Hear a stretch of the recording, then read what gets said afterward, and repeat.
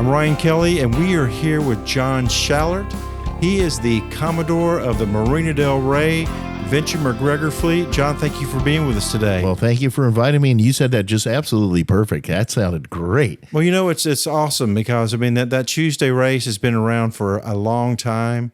Yes, almost 50 years. I mean, literally 50 years. And a person by the name of Vic Smith kept it running through the 80s and 90s and up until the time that he passed away. And his main focus, and it's always been his main focus, is encourage new people into the sport of racing. What I like about it and what he did, you don't need a big fancy race boat. You can just go out there in a regular cruiser, get out there on the water and have a great time. And, he just bombard you with a lot of rules and whole bits. So it's not like a Wednesday night or more serious regattas, which I do. This one's a lot more laid back. And, you took over as Commodore last season. Yes, that's absolutely correct. What had happened is that the club, after COVID, unfortunately, it affected a lot of businesses, and especially this one. It just sort of drifted apart, and then some of the people that were running it disappeared. I got a call in December. My phone was lighting up saying, what's going on? Are they going to do a awards party or Christmas party or something? We haven't heard anything. We haven't even got the last results from the last series. I said, well, I really don't know, but I'll dig around and see what I can find. And couldn't find anybody. So I got railroaded, as I could say, thrown into the place and said, basically, can you run it? And this is not the first sailing club I've run. But this one here, I was a hit or miss. I wasn't too sure which way it was going to go. I didn't know, it could be dead in a week. I did not know. But I got a lot of support from the sailing community. That's the main thing. That was the main key. And it opened a lot of doors. And I even was surprised how many people came in, especially towards the end of the season. And you had a lot of racers, and it's a long racing season. I mean, you start late March, early April, and you run to November. And there's how many series are you running? 4 or 5 series? Well, yeah, last year we had a total of 6 series. We run a total of 30 races. That's okay. More than the average. I can tell you that right now. And most of the season, it's fairly short. The Sunset Series runs from April to the end of September, or almost to the end of September. Ours, as one of the competitors have said, we're the diehard hardcore racers, we're the ones that really love it. So our season actually starts in March, and it runs to, this year is going to be a little bit different because we have 4th of July and we have Halloween, so we can't run on those days, obviously. Those are Tuesdays, right? Absolutely. They're on Tuesdays. So anyway, so we're only shortening the 4 races in a total of 7 series. So we're still getting the whole season like we normally do. It's just going to be mixed up a little bit more differently. And I talking to some of the sailors after some of the races, you've created some interesting courses last year. How does that? How do we look forward to your course making in 2023? Well, it's going to be some of the same courses I did last year, and this year is going to be more interesting because I got to design one for another series. So, and I'm kind of working on that at the moment and trying to come up with some ideas about what would be a really ideal course. And hopefully that's not me. Yeah, that's me being bad in my own podcast, right? Yeah, that's all right. This year, probably one of the most famous ones was the Great Circle Race that we did. And, it was a port start, which is very rare to do in a race. And they raced to an outside mark, and they came back in 2 times around. They came in. Everybody had a blast. And I haven't heard any bad comments about it, and I can't hardly do it again. The courses, the way I design them, again, they're for beginners. I'm not hitting the ASYB marks real hard, not, windward, leeward. I'm trying to get these guys to go out, round a mark, do an easy round, come back, shoot it, put up their chute, go back out, put up a chute, come back in. And it can be, pretty much done within an hour. And then we meet at the Santa Monica Windjammers Yacht Club afterwards for burgers, lies, and fries, as I say. Well, we were part of many of the races last year, and like you said, it grew. And you have pretty much a very diverse community that races with you. And all sizes boats too, which I thought was awesome.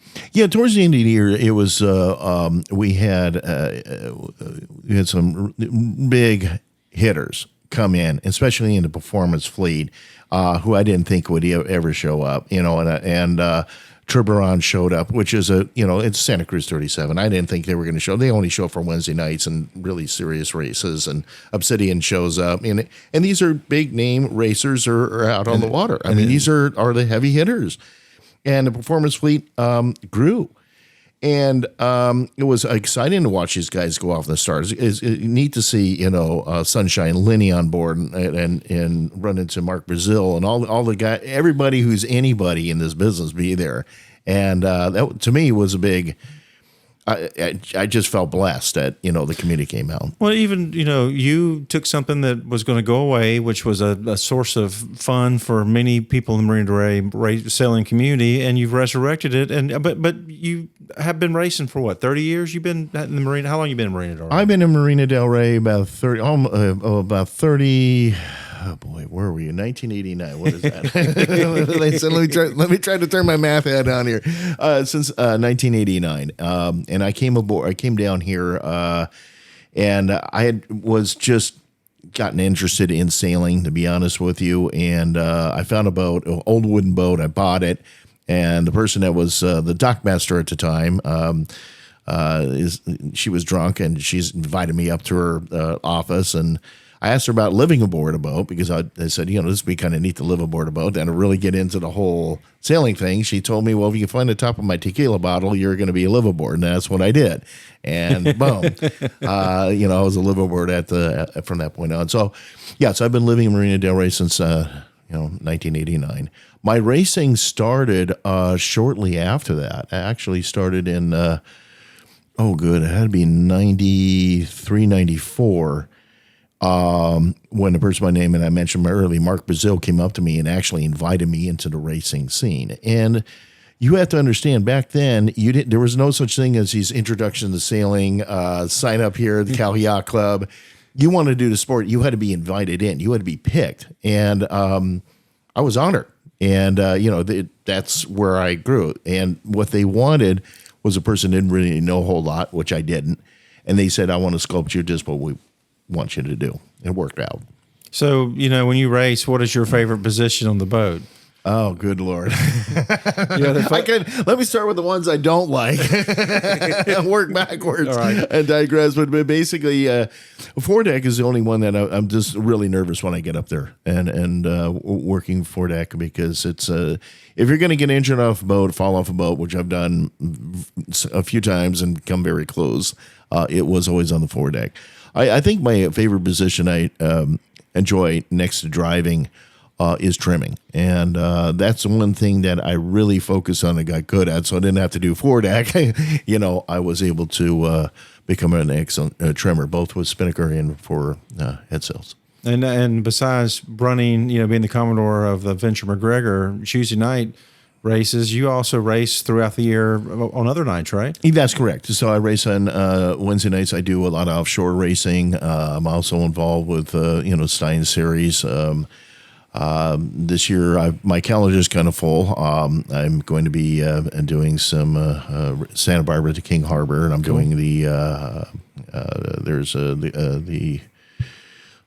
escapes my mind, but coming to the Channel Islands race.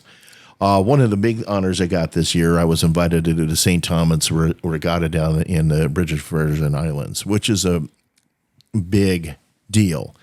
And when I got the invite, I'm going to be very honest with you, Ryan, I looked at it, I said, this must be a mistake, because everybody who's on here is a major somebody, like Alec Thompson, and you had every big name, this Abigail Gal, who's her last name exceeds, he was on there. So anybody was there, and to be invited to go down there to participate, that was a huge honor. Probably would get killed when I got down there, but at least I'd enjoy the British Virgin Islands. Well, so we're starting race season. You've been in the marina for over 30 years. What's different now? What's changed? Good, bad, and the ugly. Oh, that's a very good question, and I'll be quite frank with you. Unfortunately, and especially in the Pacific side here, racing has fallen off quite a bit. It used to be a huge sport. I mean, I remember when I first started going out here looking at the Sunset Series, you would have close to 100 boats, if not more, out there competing. You had all these fleets, and these boats were coming here forever. And it's the same thing with the Burgerstein. Last year when I was at a convention over at one of the yacht clubs, they had these speakers here who were hosting the midwinters. They also host the Newport to Ensenada race, which is a huge race. And they were discussing how they were originally back in the before COVID, they were managing around 2,500 boats and would run. And they're down to 600. That's a huge drop off. Rising costs of living in California, costs, property tax, gas, fuel. I mean, it comes right down to it. People are going to cut their luxuries, and unfortunately, the boats go. And then they're going to take care of their family, and then when they can't afford here, they're going to move out. What about boat technology in general? The boat technology has evolved, and that's always been evolving. I mean, you look at line, ropes for boats. The people don't know what it is, but I mean, you look at years ago, Manila and nylon line were the best. Now you've got all type of synthetic lines from Dyneema to Enduras and stuff. And these are super strong lines. It is the same thing for hull design. Carbon fiber has become the biggest thing. Extremely light, very, very strong. And a lot of the performance boats are built with these things. Yep. And they're literally, you look at some of these boats with foils and stuff. I mean, you're looking at the America's Cup go. You're basically flying an airplane than you are a boat. That's the way I look at it. It's, it's interesting. It's, we enjoy it. We enjoy watching you work last year, and being on the NTI, you get to see everybody come and go before the races. You get to see the excitement. Anyways, it's I'm excited for you being the Commodore in season 2 of the Venture McGregor fleet race on Tuesday nights, and we appreciate. I don't think people really understand all the work it takes to make a race successful. And all the long hours, and making sure that the course is set up and everybody has the correct information to be successful and come out there. And the good thing about this race is, that's something we didn't talk about, is how much does it cost to race for the season? The cost is $50 for the whole year. $50, and it's not a whole lot. I mean, these people are throwing thousands of dollars in sales. $50, you're going to get a total of 28 races. We meet at the Santa Monica Windjammers Yacht Club afterwards. We have an awards party towards the end of the year. We give out awards, prizes. Last year, we were able to award quite a few people who were around. Now, so if I want to get in contact with you, what's the best way to do that? The best way to contact us right now by email. We're going to have a website set up hopefully within the next week or two, as soon as my tech guys get things together. You can also follow me on Facebook. Or hopefully I have my YouTube channel by then. Yep. But basically, it's acronym MDRVFM@gmail.com. And that's the best way to contact us or reach out to me on Facebook through the Venture McGregor Fleet, and I'm happy to send you information. And next Tuesday will be our first race. I mean, we're supposed to be racing tonight. Right now. It's one of those things, man. It was like, it was hit and miss. I wasn't sure the storm was going to hit, and it came barreling in. And, there was so much enthusiasm, and there's so many people who were excited. For sure. And people are up there sending me pictures, and they're saying, "Hey, I got my boat all ready," and everybody's ready to rock and roll. And I had to send out the news, this morning. Sorry, we had to cancel it for gale warnings and things. But next week is going to be our first hurrah, and it's a warm up race. It's a free race. The race after that is also free. Get out and see if it's something that you like. If you don't like it, you didn't lose anything. When the series start up, and then the dues of $50 are owed. Thank you for your time, and thank you for your efforts in the Tuesday night race. We're here with John Schallert. He's the Commodore of the Marina Del Rey Venture McGregor Fleet, and they have a race every Tuesday night, and it starts next week and runs till the end of October. October 24th is our last race. Thanks for being with us, John. Thank you, Ryan. Thank you for inviting me. All righty.